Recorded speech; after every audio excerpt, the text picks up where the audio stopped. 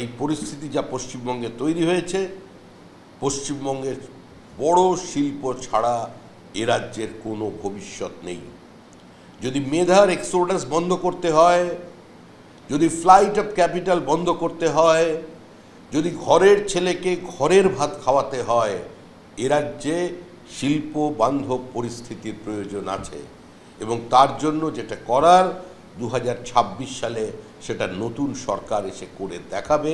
আমরা আবার সমস্ত শিল্পপতিদের কাছে, যারা স্টার্ট আপ করতে অন্য রাজ্যে চলে যাচ্ছেন তাদের কাছে, যারা উচ্চশিক্ষিত মেধাবী ছাত্র এখন ব্যবসায় মন দিয়েছেন, যারা অন্য রাজ্যকে বেছে নিচ্ছেন, আমরা তাদের তো আটকাতে পারি না। আমরা তো একই দেশের মানুষ।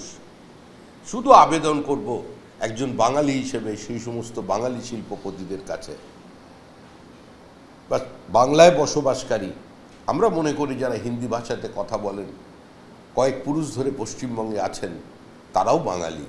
সেই বাঙালিদের কাছে আমরা আহ্বান করব, একটা বছর অপেক্ষা করুন, আপনারা এখানে সুযোগ পাবেন। আর কেউ আপনাদের দরজায় কড়া নেড়ে টাকা চাইতে যাবে না। জুডিশিয়ারিকে চাপমুক্ত করবার দায়িত্ব বিজেপি সরকার নেবে। আপনারা অপেক্ষা করুন।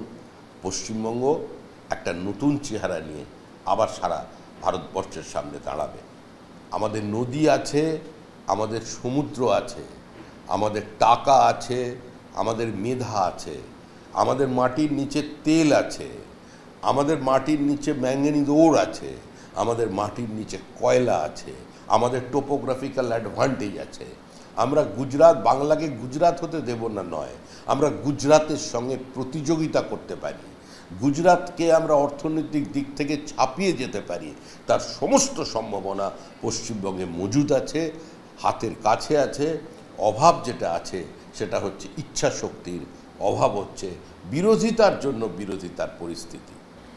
পশ্চিমবঙ্গের মেধাবী ছাত্রছাত্রীরা পশ্চিমবঙ্গ ছেড়ে ভিন রাজ্যে কেন পাড়ি দিয়েছেন? সামান্যতম আর্থিক সচ্ছলতা থাকলে উচ্চ মাধ্যমিক পরীক্ষার পর আজকে অভিভাবকরা তাকে ভিন রাজ্যে পাঠিয়ে দেবার ব্যবস্থা করছেন। কেন বেঙ্গালুরু শহরের দ্বিতীয় কথ্য ভাষা বাংলা 14,60,000 ছেলে মেয়ে 3 বছরের আগের হিসেব, তারা সেখানে চাকরি করছে? তৃণমূল কংগ্রেসের আমলে কত মানুষ ঘর ছাড়া হয়েছে।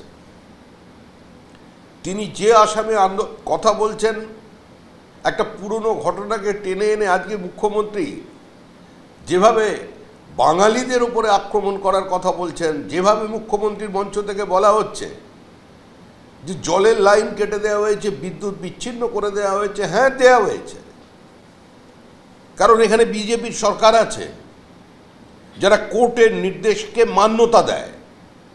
কোর্টের নির্দেশ নিয়েই আজকে ওই পুঁথি গন্ধময় যে অবস্থাটা সেখানে তৈরি হয়েছিল, এবং সেখানে একটি লাইন থেকে যেভাবে বিভিন্ন জায়গায় বিদ্যুৎকে ছড়িয়ে দেওয়া হয়েছিল, কাটা হয়েছে।